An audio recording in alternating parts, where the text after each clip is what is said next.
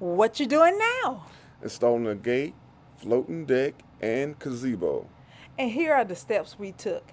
As you can see, we getting the ground ready, and hubby is out there with his muscles and the shovel.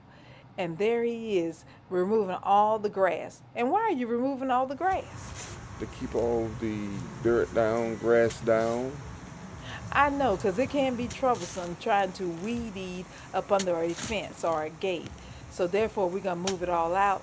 As you can see, we have our first pole installed up here. And we putting in some, is that quick mix or The Sacrete, one bag per pole. one bag per pole? And how far down is the pole? It's to your liking. You can have it the bottom of the gate 4 inches up or 6 inches up. Your Okay, preference. sounds good. And now I see that you have the gate installed where you took the steps to install everything in there. And it looks great. Looks great. Now for the little added touches, we bring in the tractor full of rock to put up on the bottom of it just for show and also for Yeah, give it a clean look, and it'll keep all the weeds down, and then allow the mold and stuff that's less washing you have to do on your gate. oh yeah, that's right, that grass will do it. And make sure you put your felt, then rock. Oh, looks good. As you can see, the first panel is up. However, we're going to take a step back to tell you some key important things that you should do before you even start digging. As before, in all our videos, we are not professionals, just things we like doing around the house. When installing the gate, first thing I do is make sure all underground utilities is out the way. Then you check for your grade. Some grades might be higher than others. A couple of tools you may need is a shovel, post hole digger. Each post, for myself, I like one bag of sack creek, string line, monoset lever, and anything else you could think. Felt. Can't think of anything else, but I tell you, it certainly does look good. Well, as you can see, that garden didn't do it for me. We have a nice privacy fence up, so I said, let's do a floating deck. And here hubby is with his, we call him his co-worker, his easy peasy tractor, and he's leveling off the ground for a floating deck. I think it's a win-win situation. Stay tuned. As he's finishing up, leveling up the ground, now you can see the finished product. I think our ground is pretty much level for the floating deck. He did a wonderful and professional job. Now we laying down the felt, and that's going to keep the grass from coming up between the cracks in the deck. So that's another win-win, and that's optional. But I don't like pulling weeds. So he put down the post for the deck, and the wood has arrived, and we have jumped on it and began working. And as you can see, we got off to a great start. We have the four corners up. Now we need to put the I call it the inside wood in there, the slacks or whatever you may call them wherever you're from, and we're on the way. And we did choose to screw the nails in versus hammering them in because I think with the screws they stay in longer. Hammering nails, sometimes the nails come back up through the wood. I don't know why, don't know how, but seem like they do. And we're moving right along.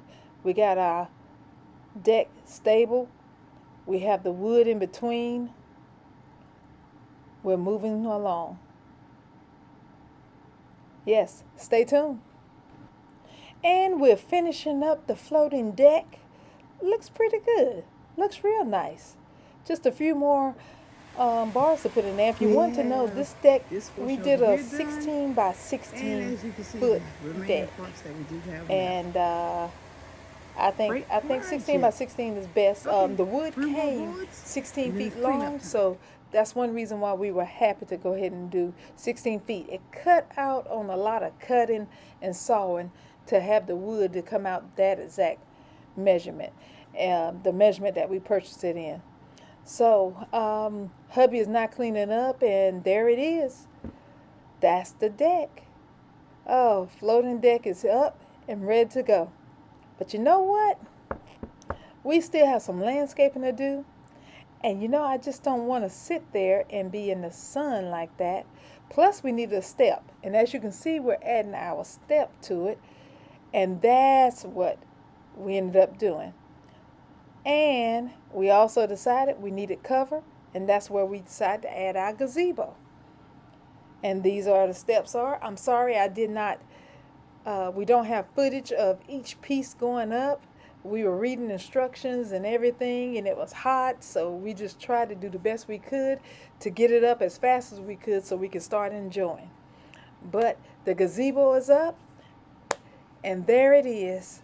We could enjoy. What a happy day that is. As you can see, we have the privacy fence, we have the floating deck, and we have our gazebo. Oh, we're ready for entertainment now. So nothing else to do now but sit back, relax, and enjoy the fruits of our labor.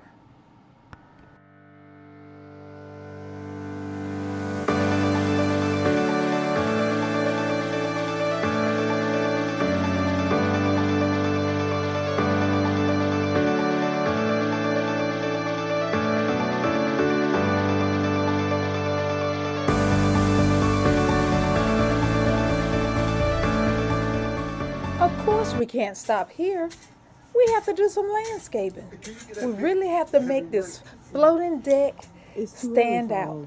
We have to make this gazebo stand up. We got to make this fence stand still. So we're doing now the landscaping. As you can see, we got a little help. Well, hubby got a little help in there from Square Cuts Lawn Care Service.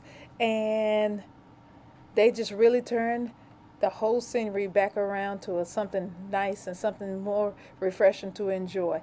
And anytime you add greenery, of course that brings fresh air. And that's what we did. So there's that tarp again. Because like I said, we hate pulling up weeds and grass. Although we will see some, just hopefully not as many. So that's our hope. So we added some stepping stones. I don't know. I'm thinking about putting my grill there. And this is the end. This is it. This is what we did. He's bringing in more rock to put around. And I think it's turned out very nice. So continue to watch and you'll see the finished product at the end. I hope you enjoyed. Please like, subscribe, and share. But this was a fun project for us. It took us about a total of maybe about 5 days, but it was worth it. Now we get to enjoy it for a lifetime. Thank you for watching.